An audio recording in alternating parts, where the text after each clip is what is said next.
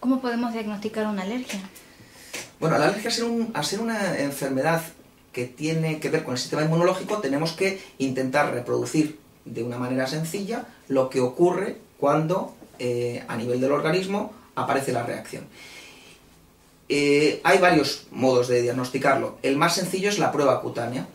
El anticuerpo IgE lo que hace es situarse en la membrana de una célula que se llama mastocito, y al situarse en esa membrana y entrar en contacto con el alérgeno, producir histamina, que todo el mundo conoce, que provoca picor, provoca estornudos, y por eso usamos antihistamínicos, ¿no?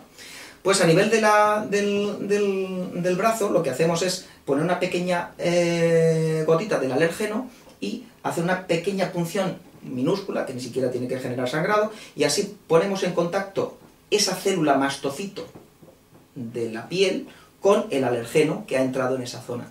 Y en esa célula mastocito, al estar en contacto con la IgE y el alergeno, se produce una degranulación de la histamina y nos produce un pequeño abón. Y esas pruebas que podemos hacer con los distintos alergenos que debemos conocer de nuestra zona, ¿no? Por eso los alergólogos somos un poco como ecologistas, ¿no? Tenemos que saber de la botánica de nuestra zona, de los animales de nuestra zona, tenemos que saber qué tipo de hongos ambientales hay, los ácaros de nuestra zona, y todo esto hacemos unas baterías que nos sirven para que los pacientes, aquellos que nos cuentan una patología determinada, con nuestras baterías somos capaces de identificar esa alergia con esos pequeños abones. Ese mismo tipo de reacción podemos reproducirla en sangre, es decir, sacar sangre de los pacientes y enfrentarla con un panel de alérgenos que son capaces de producir una degranulación en sangre, llamamos una test in vitro, y vemos la IgE específica in vitro, que tiene una serie de valores y nos orientan a tener dos medidas, ¿no? Lo que es el diámetro de la prueba cutánea y una medida de la analítica en sangre. ¿Qué ocurre? Que muchas veces hay discordancia o en ocasiones hay reacciones, como puede pasar con los medicamentos, que nos genera duda de que el mecanismo haya sido alérgico o que la reacción sea real.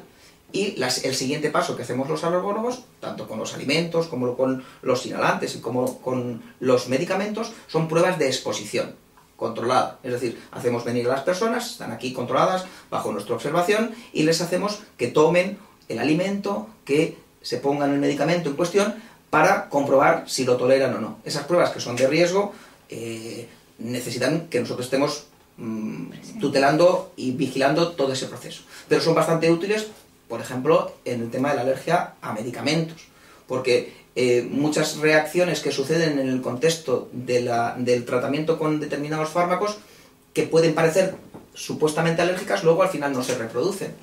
Y a nosotros siempre decimos que para una determinada persona restringirle el uso de una determinada medicación cuando a lo mejor puede serle necesaria y le puede salvar la vida en otro momento, pues es necesario hacer esas pruebas del medicamento, aparte de las pruebas cutáneas y las pruebas en sangre. Muchas ocasiones, como también con los alimentos, consiste en tomar el medicamento de forma controlada. Así podemos decir cuál es el que tolera y cuál es el que no.